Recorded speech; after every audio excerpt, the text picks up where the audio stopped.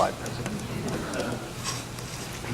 Well, she said about 5 years ago or so, maybe 5 to 10 years ago, started working on open channel design guidelines as part of Macomb County's stormwater management standards.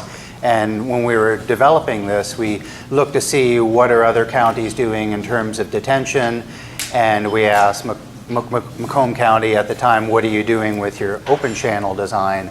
And they said, well, we're actually using this two-stage ditch approach, and which we thought was very interesting. So we looked to see what other counties in Michigan were doing, and basically there is no design standards out there. And so this has been our intent, was to develop some sort of technical guidelines on how to do these types of drains better. The ones that Macomb County were designing were oversized trapezoids, maybe a 2-year, 10-year sort of trapezoid that was being developed. So I'm just going to go through a quick background of the overall project, talk about some planning considerations when designing these types of drains, and the development of these design guidelines, and if we have time, go through a quick case study. So we were able to finally get some funding from Michigan Sea Grant and to put together these guidelines for the county, and we're partnering with Wayne State University and with HRC for some public outreach. And you wouldn't think that county drains are really that controversial, but any change in design is really difficult to get buy-in from the county engineers being asked to review something different, the developers who are being asked to provide more capacity, doing something that might be a little more expensive, the property owners that might have to give up a little bit more adjacent land. Macomb County is in southeast Michigan, just along the west side of Lake St. Clair, and it's mostly urbanized, but the upper third still is quite a bit of agricultural and low density, but it's developing pretty quickly. And so this is how drains were designed and constructed in the early 1900s, and really in most of Michigan not much has changed, except it doesn't cost 8 cents per cubic yard anymore to do these types of projects. So Macomb County's really, when we talked to them about what their goals were, they really don't want to do maintenance on their drains and assess people for the cost of that maintenance. So they want something that's going to be more self-sustaining, and we wanted to try to figure out the best approach for that, and this seemed like the thing that made the most sense. With our urban drains there, the watershed hydrology, the sediment regime, the climate are constantly changing, and channels with multiple stages are better able to accommodate those changes in watershed conditions. So Sea Grant uses this integrated assessment approach, and it's pretty complex. I'm not going to talk about it much, but this just gives you an idea that the amount of stakeholder involvement that they want is just as important or more than developing the technical tools. And Sea Grant really likes to, with this program, they like to look at projects that are very controversial, and their main goal with this is they want the results to be regionally transferable. And with these design standards, a lot of it is directly transferable, but on a county by county basis, you would have to make a few adjustments based on channel morphology and the different geology that you have. So with this project, we're finalizing a draft right now of these guidelines. If anyone's interested in reviewing them, we're interested in getting some comment and feedback, and we'll have some public input meetings later on in the summer, early fall. Now, most of the drains in southeast Michigan fall between one of two extremes. They're either mowed turf grass with a lot of bank erosion, or in the other extreme, they're completely overgrown with 100% canopy with upland invasives that's covered in buckthorn and honeysuckle and multiflora rose and every other nasty thorny bush that you can think of, and these channels are not very healthy. They're depositional, they're over wide, and it was interesting the last talk because I think a lot of our drains that we have in our area that I've been working on have dissolved oxygen TMDLs. They're county drains, they're over wide, depositional like this, and I think that there's a factor of the sediment oxygen demand, internal phosphorus loadings going on, just like with an impoundment sediments that I've studied in the past.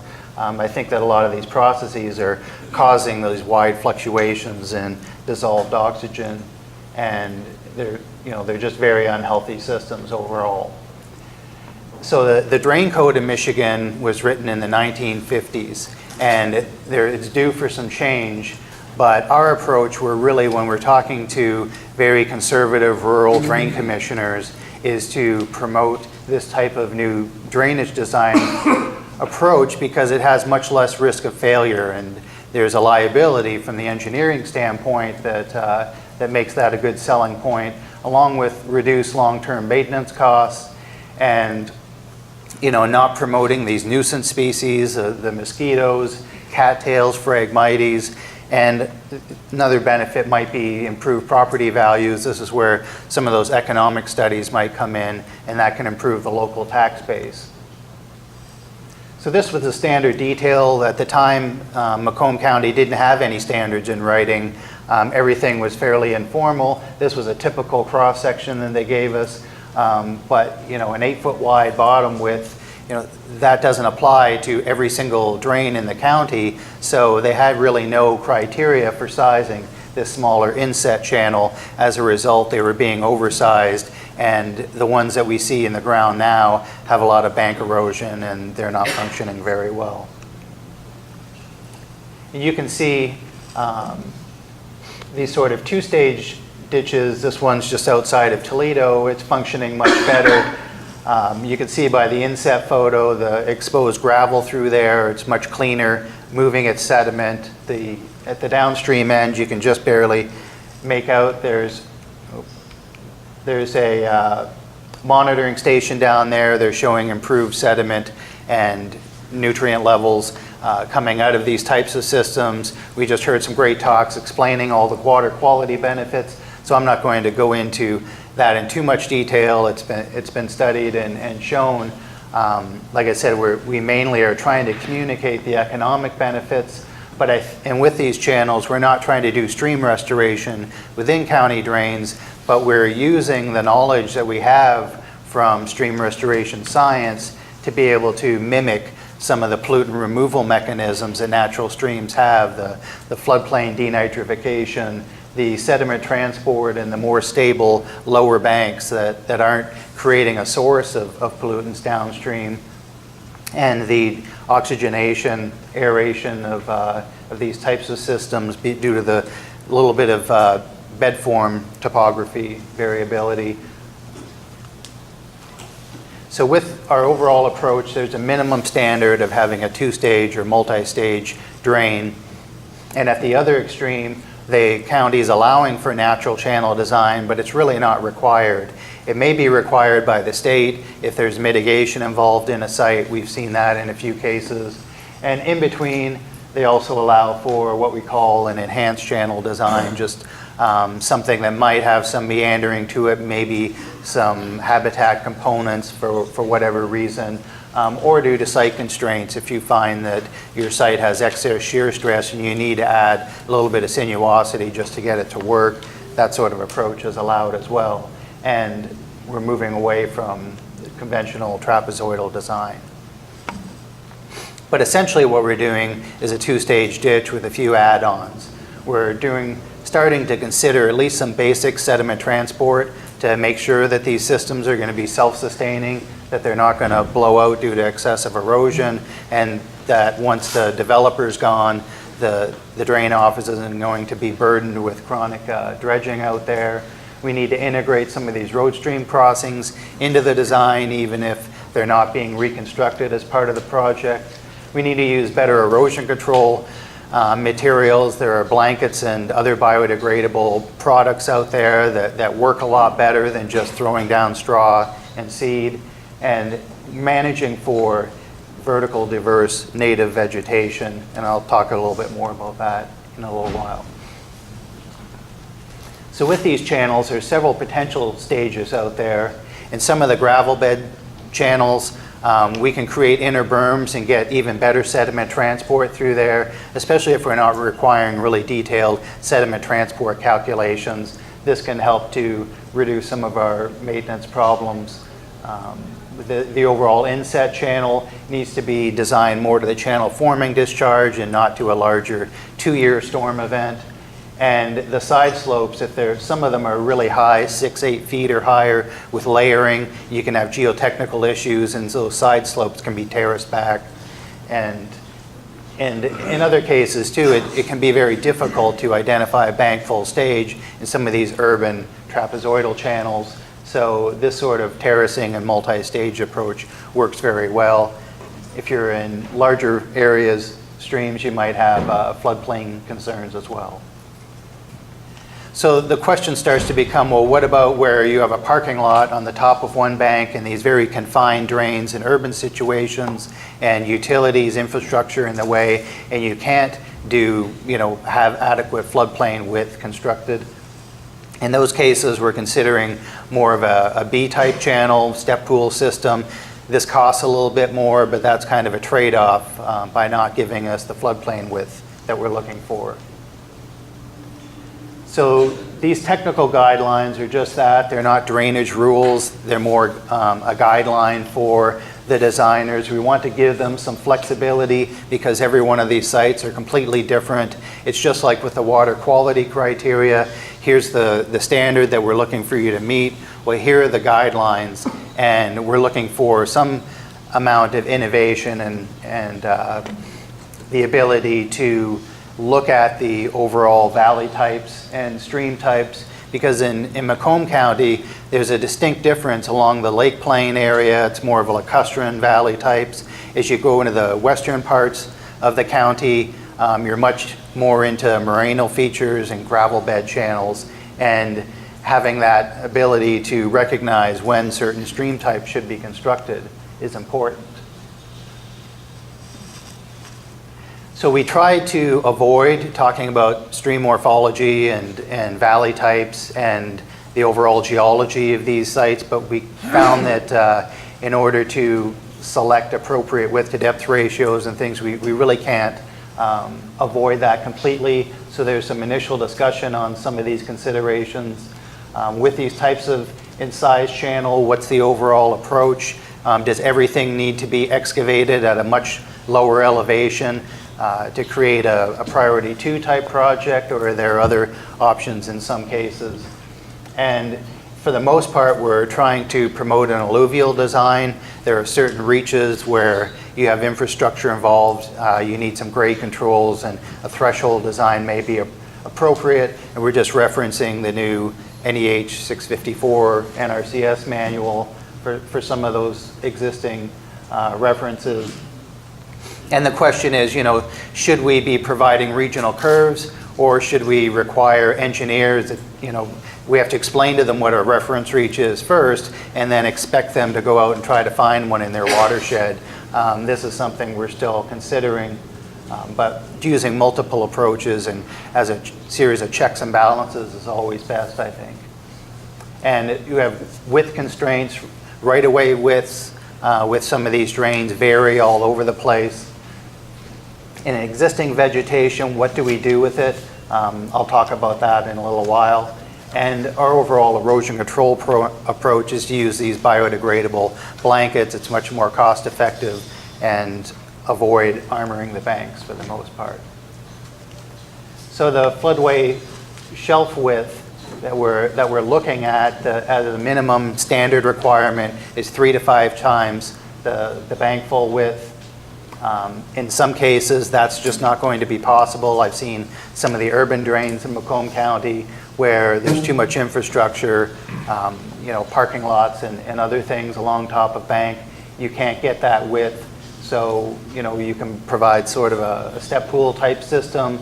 And there's 2 cases where we're proposing providing even wider floodplain widths. In one case, there are drains that discharge to a designated trout stream, and in another case, there are tributaries that discharge to East branch, Coon Creek, which has a dissolved oxygen TMDL. So we prepared this plan review checklist, helped the county engineers to review some of these projects and make things as simple as possible, but no simpler.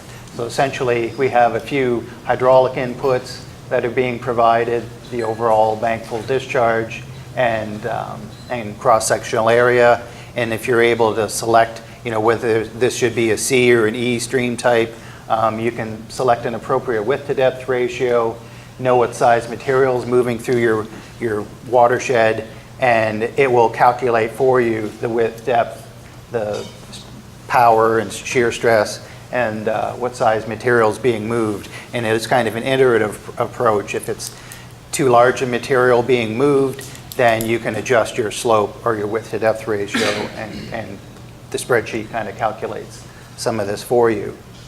And in some counties in Michigan, I know that this may not apply, but in Macomb County, we're promoting a sort of what I call vertically diverse riparian corridor with native trees, shrubs, herbaceous understory, grasses. You saw some of those early photos that, we have zero canopy. That's not working very well. We get overgrowth of cattail, Phragmites, and the system is not self-sustaining. On the other extreme, it's over wide. It needs to be dredged all the time. You're losing capacity. So what we're promoting is a medium in between 50 to 75% growth. This is an example of one project going through and doing what we call a riparian improvement cut. This borrows on some forestry technology, and we're looking at doing some selective clearing and thinning out there, removing dead, less desirable trees, selectively thinning them for about 1 every 10 feet, still providing that amount of shade that we're looking for. In this case, they might have gone overboard, removing a lot of the wood from the channel, but some of this area is overseeded. When you have no shade on your drains, this is what we end up with. This drain's completely clogged with cattails, and we've lost hydraulic capacity. So there's a lot of next steps, things that we want to do. The main thing is to promote regional adoption of this or any other approach than the trapezoid and get stakeholder feedback. And this is a quick case study, an example of a project which raises some interesting questions. It's about 5 feet deep here. The farmer at one point had relocated this stream along this morainal feature, and there's a lot of hillside failures through here. The upland area along the left is full of invasive shrubs and poison ivy and upland invasives in general. And to go in and clear cut that whole left bank and put in a 2-stage type system is going to be very expensive. You're going to need to put in a bankful bench along this hillside, fix these hill slope failures, and these overall drains are excavated down into the till material, and they just have a thin veneer of gravel on the bottom.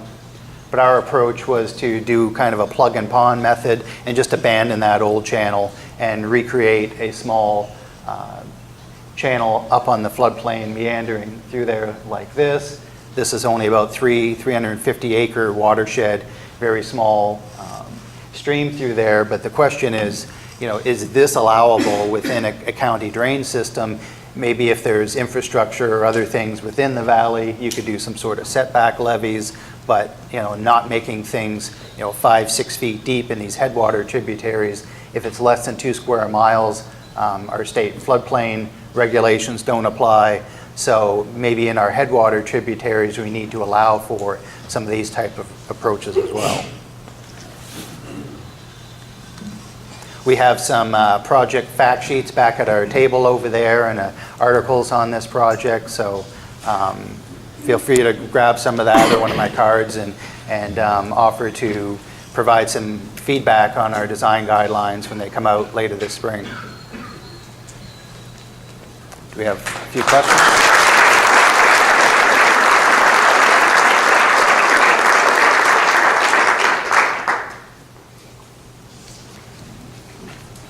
Yeah. Rob, a couple things. One, you talked about conversion to a B channel. Now that requires a certain gradient. So are you talking about just the cross-section shape of a channel, or are you talking about an overall change in bed elevation to achieve that gradient? Well, I think that that's something we're still trying to work out. A lot of these cases, we are trying to provide some sort of floodplain benches along there to give as much width as we can. Maybe there's opportunities for one-sided excavation. Clear cutting a lot of these wooded ditches, I call them, is not very cost effective. And a lot of these channels in the more lacustrine area may be sand beds. So, you know, putting a whole bunch of rock in there and step pools, you know, might not be appropriate as well. And then just wanted to say one comment. You had mentioned having engineers find reference regions.